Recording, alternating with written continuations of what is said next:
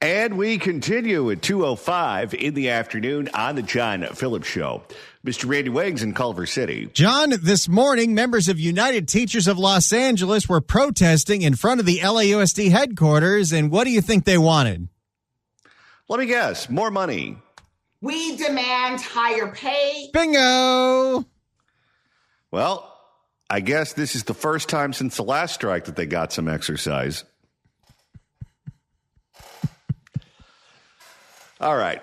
We are pleased to be joined by our next guest. She is a fellow at the Manhattan Institute, a contributing editor to City Journal, and author of the book, The Diversity Delusion, How Race and Gender Pandering Corrupt the University and Undermine Our Culture, available online at Amazon.com. Heather McDonald, welcome. Thanks, John. And can I mention my most recent book is When Race Trumps Merit? Also available at Amazon.com. Check it out. All of Heather's books are fantastic. And I particularly like The War on Cops, so check that one out too. All right. So last night on CBS News, the newscast led off with a report that included an interview with an expert where CBS News declared that we just don't know the motive of the assassin of Charlie Kirk. That experts are flummoxed. There is no discernible motive that anyone has been able to latch onto. And the longer this goes on, the more confused we are in terms of why this happened. If you look at left-wing media, they're out saying it was a right-wing extremist who decided to shoot Charlie Kirk because he wasn't right-wing enough. Well, moments ago, the text message exchange between the alleged shooter and the transgendered girlfriend, boyfriend, whatever you want to call him, was revealed by Andy Ngo. I want to go through some of that exchange with you and get your reaction. The first one is Robinson. I'm still okay, my love, but I'm stuck in Orem for a little while longer yet. Shouldn't be long until I can come home, but I got to grab my rifle still. To be honest, I had hoped to keep the secret till I died of old age. I'm sorry. Roommate, you weren't the one who did it, right? Robinson, I am. I'm sorry. Roommate, I thought they caught the person. Robinson, no, they grabbed some crazy old dude, then interrogated someone in similar clothing. I had planned to grab my rifle from my drop point shortly after, but most of that side of town got locked down. It's quiet, almost enough to get out, but there's one vehicle lingering. Roommate, why? Robinson, why did I do it? Roommate, yeah. Robinson, I had enough of his hatred. Some hate can't be negotiated out. If I'm able to grab my rifle unseen, I will have left no evidence, going to attempt to retrieve it again. Hopefully they have moved on. I haven't seen anything about them finding it. Roommate, how long have you been planning this? Robinson, a bit over a week. I believe I can't get close to it, but there's a squad car parked right by it. I think they already swept the spot, but I don't want to chance it. Robinson, I'm wishing I had circled back and grabbed it as soon as I got to my vehicle. I'm worried about what my old man would do if I didn't bring back Grandpa's rifle. I don't know if it had a serial number, but it wouldn't trace to me. I worry about prints. I had to leave it in a bush where I changed outfits, didn't have the ability or time to bring it with. I might have to abandon it and hope they don't find prints. How the F will I explain losing it to my old man? Only thing I left was the rifle wrapped in a towel. Remember how I was engraving bullets? The bleeping messages are mostly a big meme. If I see notices bulge UWU on Fox News, I might have a stroke. All right, I'm going to have to leave it. That really bleeping sucks. Judging from today, I'd say Grandpa's gun does just fine. I don't know. I think that was a $2,000 scope. Robinson, delete this exchange. Robinson, my dad wants photos of the rifle. He says Grandpa wants to know who has what. The feds released a photo of the rifle, and it's very unique. He's calling me right now, not answering. Robinson, since Trump got into office, my dad has been pretty diehard MAGA. Robinson, I'm going to turn myself in willingly. One of my neighbors here is a deputy for the sheriff. Robinson, you're all I worry about, love. Roommate, I'm much more worried about you. Robinson, don't talk to the media, please. Don't take any interviews or make any comments. If any police ask you questions, ask for a lawyer and stay silent. And that's the end of the exchange. and the mainstream media says we don't know the motive. Well, we not only do know the motive, we know its source, John. Welcome to the voice of the campus left. What we've seen is yet again another instantiation of left-wing campus ideology that we saw with the celebrations of the October 7th Hamas massacre in Israel, that we saw with the celebrations of the assassination of Luigi Mangione. The campus left works on a set of completely fallacious propositions, which is that to disagree with campus orthodoxy or with left-wing orthodoxy equals hate. If you disagree with that orthodoxy, you're a hater. Hate puts allegedly vulnerable students or members of marginalized groups, and I'm putting marginalized or vulnerable in huge scare quotes because the whole idea that these so-called marginalized groups are at risk anywhere in the United States, but especially on a college campus, is the height of narcissistic delusion. Anyway, these people that disagree, that use so-called hate speech or hate, are themselves haters, and they must be silenced by any means necessary because they cause so much harm. These are the propositions that were put out on August 31 in a campus petition, a Change.org petition, saying stop Charlie Kirk from coming to Utah campuses. They are the ideas that campus diversity bureaucrats spread around just in our backyard. A DEI officer from UCLA said it's okay to be happy when someone who hates you dies. I'm always glad when bigots die. We all hope, they said this was earlier, we all hope that Clarence Thomas dies. This is beyond poison. I don't know how we move forward with this, John, because number one, all of the bromides about putting our differences aside, toning down the rhetoric, they are wildly naive. Each side, frankly, let's be honest, believes that the other side is a profound threat to civilization, to everything they believe in. Each side is speaking sincerely when it uses hyperbolic or inflamed rhetoric about the other side. They believe that. But number two, even were we to tone down the rhetoric right now, the products of this narcissistic campus culture of talking about hate speech, haters, harm, legitimacy of shutting down haters, they're out there. They're already in our institutions, and they're going to be doing damage and creating violence, I fear, for a long time in the future. There was an article in NBC News talking about the disproportionate number of teachers compared to other professions where people have been punished or fired over celebrating the death of Charlie Kirk on social media. Yesterday, I did my monologue on that topic, and I thought we'd take a few calls from teachers about what they've experienced on their campus. The phones blew up. We took calls for 2 hours. If I was on the air for 10 hours yesterday, I could have taken calls for 10 hours.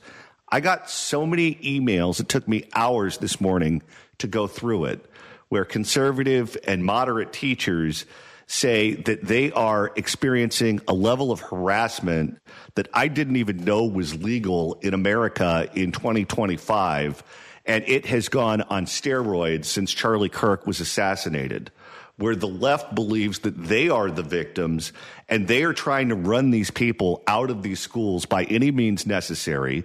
The unions won't stand up for them. Management won't stand up for them. They are on their own. They're lambs being led to slaughter. And many of them are thinking about dropping out of the profession because they say it's a knife fight daily between them and their colleagues. John, you shake me to the core. You are describing the biggest problem in the U.S. today. The education system is pervaded by an ideology that you and I, people like us, have been talking about For decades, we knew that it was a war on Western civilization. We knew that it was a betrayal of everything that education should stand for. But I don't think any of us knew that it was this depraved and this capable of celebrating murder and assassination. We should have woken up after October 7th, when you had professor after professor, diversity officer after diversity officer celebrating this, saying, bring it on more. We should have wakened up with the Mangione assassination. It's impossible to know what to do at this point, because you're describing as well that people that do not share those venomous, lethal values feel like they can't survive in their institutions. So, man, the movement for homeschooling, for creating new classical academies to get kids out of these hotbeds of hatred and violence becomes all the more urgent. Trump's efforts to turn around college campuses become all the more urgent. Was he ever ahead of the curve on this? Now, we're 3 or 4 decades too late, but this should be a wake-up call. I fear that people will go back to business as usual. The two Trump assassinations, we all thought that would change the national narrative. It didn't really. This one really should, though. To murder somebody, and I urge people, actually, that video brings the reality of this home in a way that is unbearable, but deserves to be understood. This should change the culture, and I hope it does. There is a lawsuit that's working its way up to the Supreme Court involving flight attendants for Alaska Airlines who were fired by the company for refusing to take the COVID-19 jab. The union provided inadequate representation for them because politically the union was aligned with the company, and the flight attendants are suing both. They're suing the company and they're suing the union. They're expected to win at the Supreme Court level. If those flight attendants can win, and the workplace harassment that these individuals are experiencing right now in these K through 12 institutions and institutions of higher learning, if we can then look to that decision and say, look, here's what's going on. These people are being punished because of their politics on a daily basis. The union won't stand up for them. Management won't stand up for them. Why not get our billionaires to do what Peter Thiel did with Hulk Hogan to Gawker and finance lawsuits against these corrupt school districts and bankrupt them? Yeah, that's a great idea. I'm somewhat torn on this. Today we had the very, very unfortunate spectacle of Attorney General Pam Bondi saying that she was going to go after hate speech. This is not the way to go. She is mimicking the dangerous tropes of the left. She's giving legitimacy to the concept on college campuses that criticism is a form of hate and hate should be prosecuted or shut down. I would just stay away from that. But the harassment concept used appropriately, I think, is valid. And, of course, the irony of all of this, what is so sickening, is this idea that the left has that they are the ones that are vulnerable to hate. They are the ones that are vulnerable to harassment. Are you kidding me? As you've experienced, as I've experienced, if you step on a college campus disagreeing about the fictional bromides about systemic police racism, systemic white supremacy, you're going to experience quite a load of hate. People have been violently attacked. People have been silenced. Enormous exercise of mass power.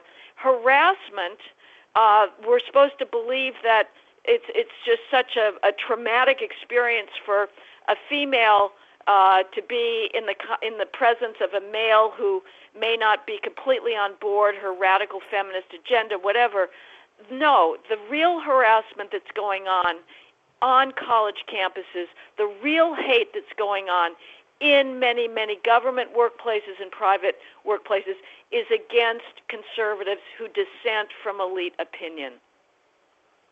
Well, how about the kids? Because many of the kids are not on board with this woke agenda. Many of the kids' parents are not on board with this woke agenda.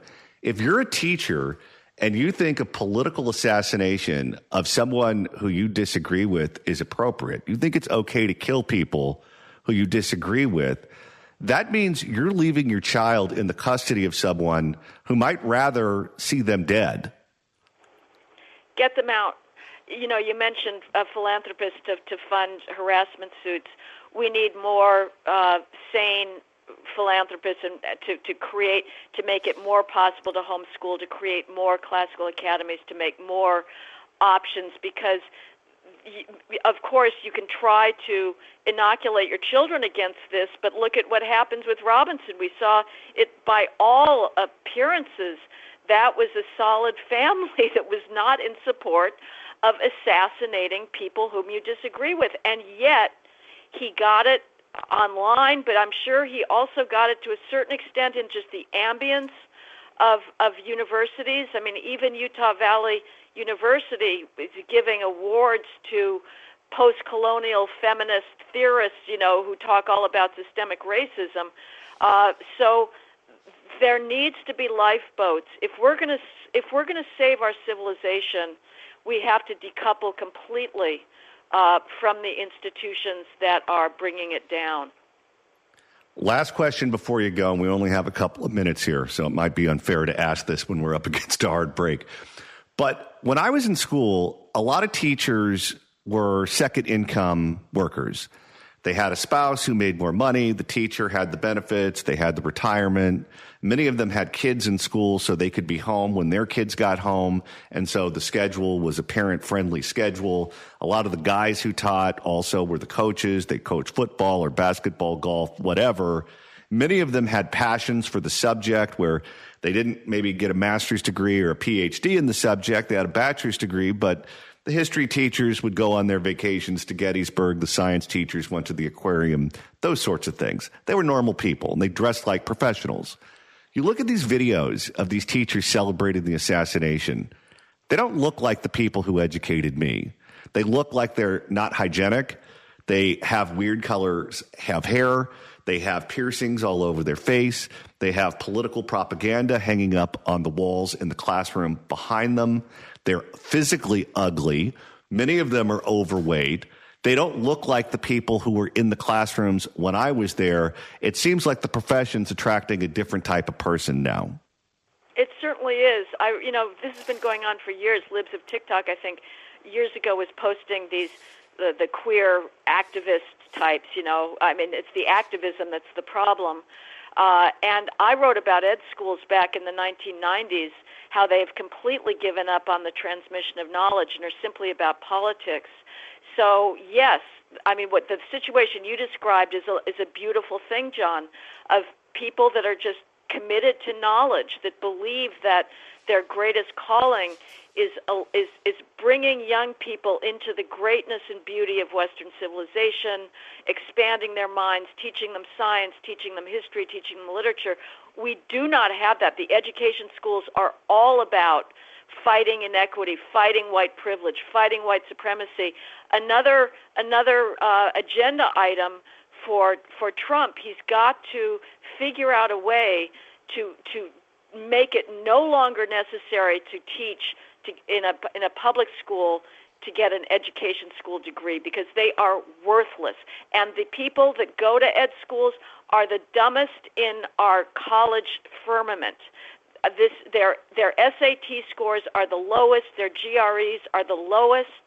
I don't know, why that is happening, but it is a sort of a mutually reinforcing phenomenon between the politics taking over and people that do not have the critical thinking skills. Not that I'm a huge fan of critical thinking. I think it's a term way overused as a substitute for solid knowledge, but they are the least likely to be able to think their ways out of the left-wing box. Heather Mac Donald, the book is When Race Trumps Merit, available online at Amazon.com. Heather, thanks so much for stopping by. Thank you, John. If you'd like to email the show, you can do so at johnnydon'tlikeshow@gmail.com. That's johnnydon'tlikeshow@gmail.com.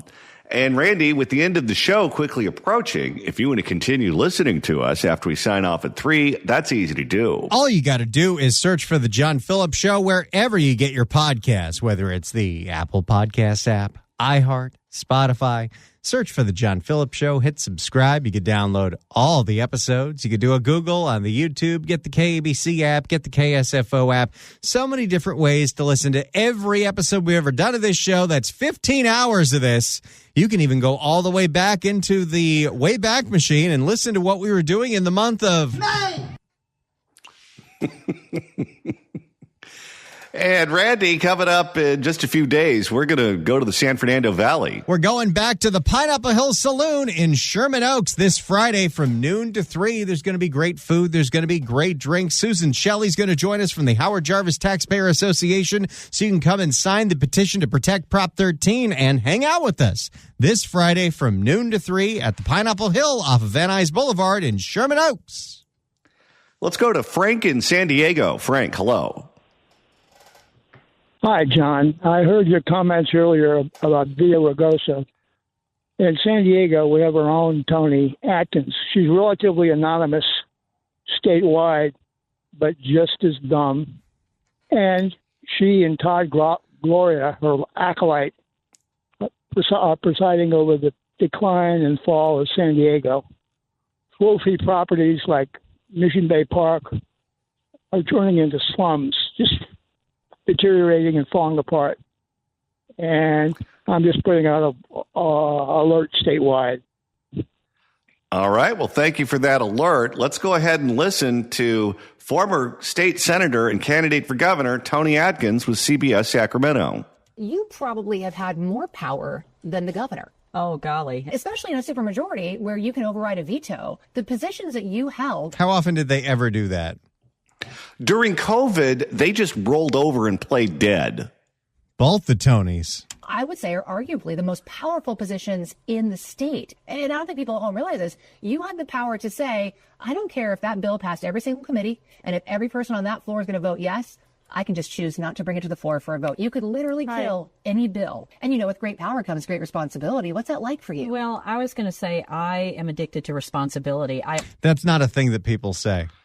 Addicted to responsibility. Well, I see a lot of people in the encampments that are addicted to something, but it's not responsibility. For you. Well, I was going to say I am addicted to responsibility. I always felt the responsibility, and there were always consequences for what you did.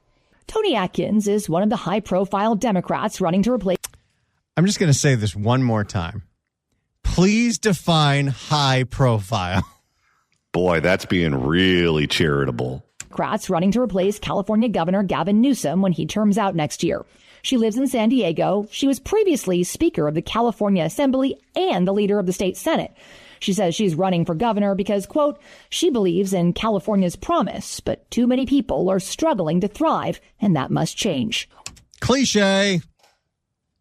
Boy, I'll tell you, if you're a long shot candidate and you have a very small chance of being elected, you can't waste any opportunity that you have. Whatever your program is, whatever it is that you believe is the fix that California needs, if you're given an opportunity to put your message out there, you go for a bite at that apple. But these useless cliches that mean nothing, you can get away with that if you have all the money and all the endorsements. If you don't have those things, you're just wasting everyone's time.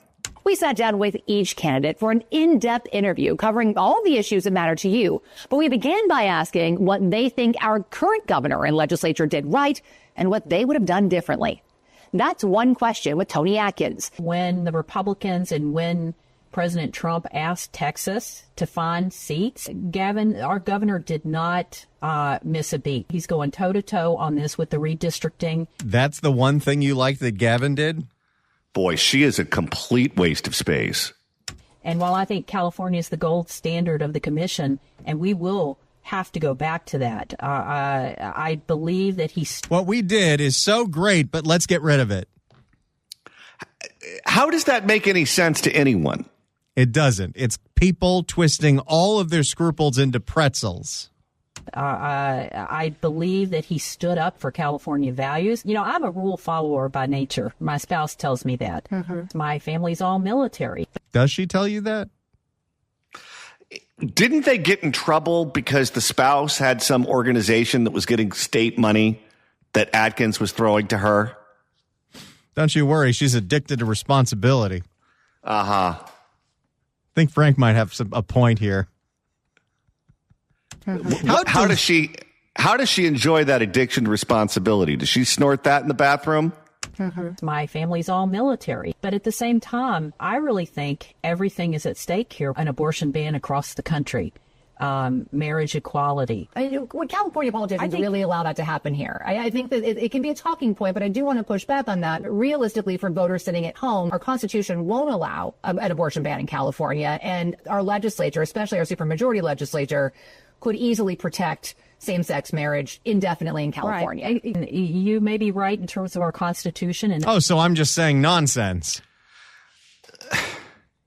This is what happens when you exist in a supermajority and you're totally anonymous statewide. But in Sacramento, there's a tiny group of people and they all know who you are and they all need something from you. It gives you a very warped view of reality. And you're seeing that type of person in Tony Atkins.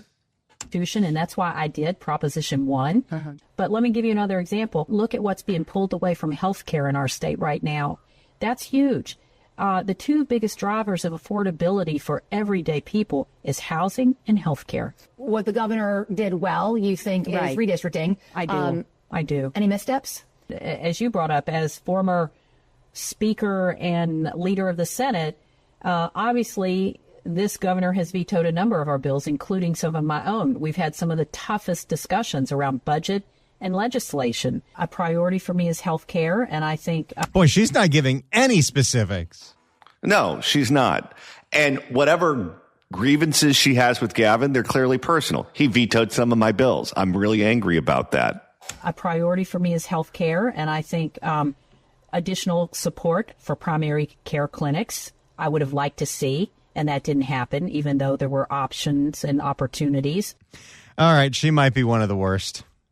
Yeah, I think so. Thankfully, she doesn't have a chance. All right, I'm going to give you a choice here.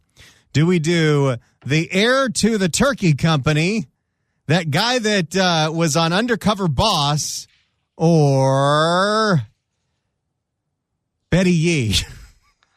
Okay, let's go with Leo Zaki. He's a Republican long shot. And is the turkey Zaki? Zaki Farms. We were the largest privately owned employer in the state of California. We're in business for 90 years, and now we're out of business. Why is that? Overregulation, the policies in California where our competition outside of it didn't have to abide by those. Leo Zaki. Tyson took him out. Well, if you do business in other states, you have an opportunity to make a buck. Jenny O's real cutthroat. Who is that country singer that has, well, that's Sausage, I guess.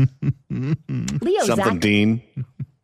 Leo Zaki is one of the Republicans running to replace California Governor Gavin Newsom when he terms out next year.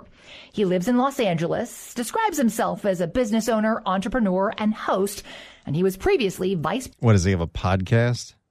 I think so. This guy has run for governor, I think, every cycle going back to at least 2018. Has he? Yeah. And he was previously vice president of Zaki Farms. He says he's running for governor to, quote, bring common sense solutions to save my home state. We sat down with each candidate. That's also a cliche. Yeah, I'll say it one more time. If you don't have any endorsements and you don't have any money, you better have a message. We sat down with each candidate for an in-depth interview. Okay. And what they would have done differently. That's one question with Leo Zaki. What is something you think that Governor Newsom did well? I was actually having this conversation last night. Nobody can actually speak to that because there isn't anything he's done well. I don't think he was having this conversation last night. Well, if he was at a Republican event, he probably did. Nobody can actually speak to that because there isn't anything he's done well. In my opinion, I don't see any real success coming out of his office that's impacted people in such an amazing way. Anything specific that you would have done differently? Everything. Can you give us an example? Okay, raising the minimum wage on fast food workers with the exclusion of bakeries, because Panera Bread, the owners of that, gave him a wonderful large campaign contribution, and so they're exempt from that. So there's a lack of consistency there and clear bias. So you can't have... They don't even make turkey burgers. You know what's funny? And we know that happened in the fast food industry, but he raised the minimum wage everywhere else too. There was an HOA meeting, and unfortunately, I had to participate in this particular one for various reasons. And the cost of gardening has doubled over the last, 3 years. And people were going nuts. How could the cost of gardening double? Well, they said there's obviously a labor shortage because of the border being enforced. But they said the number one driver, according to the company, was the increase in minimum wage. Number one reason. People were putting down their leaf blowers and putting on their aprons instead? I guess. So you can't have these biases when you're making regulations like that. It's either all across the board or you don't do it. What is one thing over the last couple of years that you think the legislature did well? Again, I don't see anything positive coming out of the legislature. It always seems to be negative. There's always an increase in a tax here, or there's some restriction that's being put on the people. And it's always very one-sided, and it's this hive mind sort of mentality. And the people have lost, that are elected, that is, have lost the concept that the rules and the regulations they pass impact everybody. And they're not focusing on being Team California. This is very much fall in line doctrine, rhetoric, do as you're told, don't ask questions, sign the bill, push it through. That's Zachy. All right, we're going to take a quick break, and we'll be back with one, maybe two more candidates running for governor, including the guy who's spending a bunch of money, Stephen Klubeck. 800-222-5222 is the telephone number. Do not forget, we're going on the road to Pineapple Hill in Sherman Oaks in the San Fernando Valley this Friday. If you want to see us live, we'd love to see you out there. All right, so we're going through the brief interviews between the candidates for governor and CBS Sacramento. Randy, let's check in with Democrat Steve Klubeck. All right, business owner Stephen Klubeck, what you got to say? You know, you're not running against Donald Trump. No, but the problem is... No, but... The problem is he's made us the bitch of the United States. And so you have to bleep that? Well, apparently he offended the censors in Sacramento.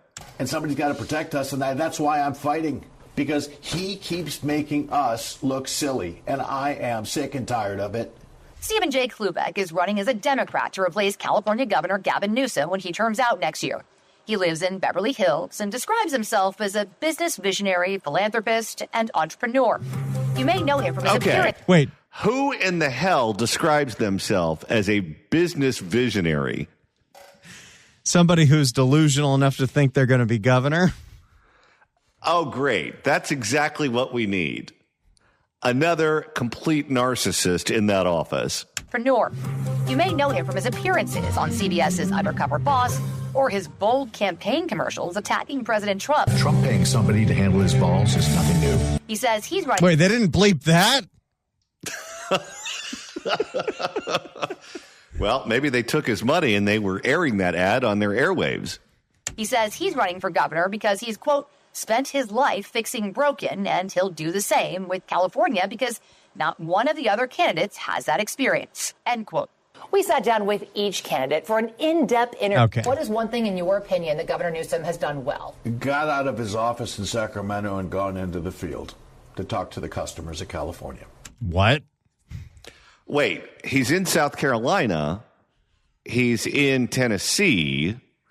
He's on the national programs. What's he doing here in California? Does he like it when Gavin gets the black T-shirt out and starts picking up trash under the freeway? Is that what he's talking about? When he made Shang do that? One thing, in your opinion, that was a misstep. French laundry. Fair enough. Now, how would you avoid those types of French laundry moments? You're going to have friends who are lobbyists. You've got friends in high places, lots of celebrities. Don't self-inflict oneself. I mean, follow the laws that you are. Okay, this guy sounds weird. There's like robotic, but also phony at the same time. It's almost like he's generated by AI. It sounds like he's trying to speak robot here. That it's an affect. I mean, follow the laws that you are leading. Lead by example. Have you talked to him about that? About French Laundry? Yes, we had some private conversations because, yes, and he's a dear friend. Oh, boy. Yeah, I'm sure you're real close. And, yeah, yes, I was on the phone with him. And I gave him my advice and thoughts and counsel. Do you think you can get the governor's endorsement? Well, I'm sure if I get through the primary, I think he respects my opinion, and I'm watching some of the things that he is doing today. Okay, one thing that the California legislature got right over the last 2 years. They're starting to pay attention to too many laws being presented because we're lawed out. So the reduction of the number of bills that the lawmakers can introduce. They're starting to pay attention. Baby steps. Not really. No. What indication does he have that they've suddenly found Jesus on that subject? They're listening. One thing, in your opinion, that was a significant misstep. PAGA was not fixed. It was a Band-Aid on a Band-Aid. Explain to us what that is. Well, PAGA is basically anybody can file a class action lawsuit against any company or employee for any reason. Okay. And it inhibits California from being open for business and doing good business. And how did the Okay, who sued him and why is he so mad about it? Yeah, this sounds like he has a personal axe to grind. And how did the legislature fail on that? They let the tort lawyers and take advantage of them with wiggle room in the language. I mean, look, it's a tort lawyer's dream, and it didn't even really take care of the plaintiff, the injured person. And so you think that by allowing the law... Someone slip and fall on his property. Yeah, I want to know the story. Sounds very personal. By allowing the lobbyists, the tort lawyers, to water down the legislation. That they allowed wiggle room in the legislation. They hurt business to the point where businesses are shutting down in California and don't even want to come in. So that's that guy. Okay, what's funny is his knee-jerk reactions seem okay. They're a little halting, but the knee-jerk reactions seem okay. He seems like someone who understands, at least slightly, how the government has failed us here, but he's a hard partisan at the same time, so good luck selling that. All right, now let's move on to the candidate who's most likely to drop out first, former controller Betty Yee.